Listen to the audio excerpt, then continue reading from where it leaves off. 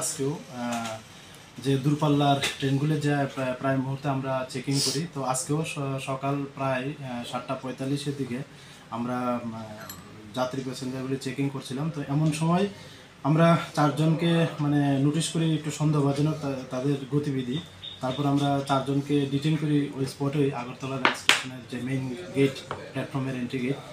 তো তাদেরকে জিজ্ঞাসাবাদ করে প্রথমে জানতে পারলাম যে তারা রোহিঙ্গা এবং তারা প্রায় 8 বছর আগেই ওয়েস্ট বেঙ্গল বনপুল একটা বর্ডার আছে তাদের কথা আর কি, তারা বাংলাদেশ থেকে হায়দ্রাবাদে গিয়েছিলেন। তো ওইখান থেকে তারা আবার এই 2 দিন আগে আবার এখানে এসেছিল, তারা বাংলাদেশ যাবে বলে এরকম বলেছে। তো এখানে যেহেতু আমাদের পুলিশ প্রশাসনের প্লাস এখন তো ইলেকশনের মরশুম, তো খুব দরকার পড়ে তারা আবার রিটার্ন যেতে চেয়েছিল আজকে, যতটুকু তাদের সঙ্গে কথা বলে জানলাম আর কি।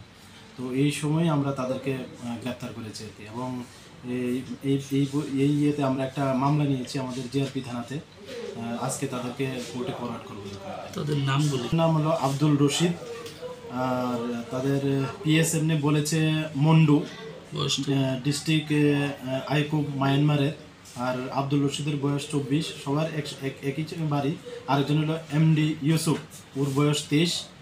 আর 3 নম্বর যিনি আছেন উনি হলো এমডি হামিদ হোসেন, ওনারও 23 বছর। আর এই 3 জনই আর কি।